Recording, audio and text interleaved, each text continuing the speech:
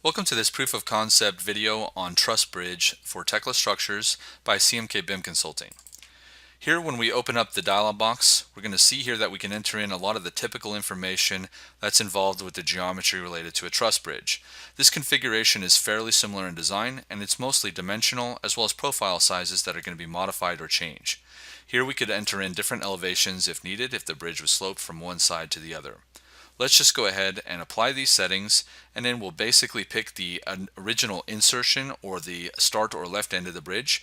And then the second point in the model is doing nothing other than defining the orientation. So we'll just go ahead and pick this second point here, and then within seconds we're going to actually see the model generated. And it would generate a little bit faster if I wasn't putting in the dimensions and marks, but I like to put that in there for checking and verification purposes. And if you did publish this model out to Trimble Connect or Navisworks or some other BIM viewing software, you'd be able to see all these dimensions and marks, which is great for an engineering review as well as for the field. Now here you go, you've got all of the width, the height, and all the main geometry input here. We could come back and actually create additional detail to automatically apply the connections, to deal with the work point offsets and things like that for the placement of the diagonal or brace members here.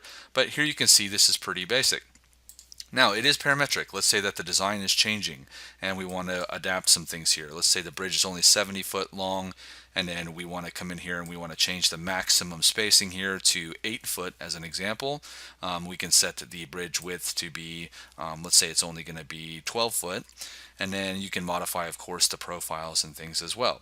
And then let's say that we actually want to slope this as well. So I'm going to do a 24-inch slope on the other side. So it'll be 0 on the left and then 24 on the right. We'll then press modify.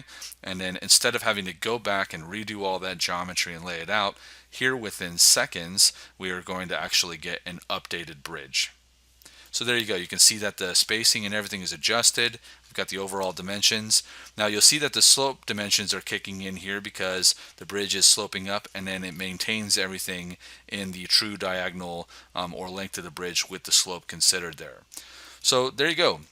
This is a great starting point of what can be done.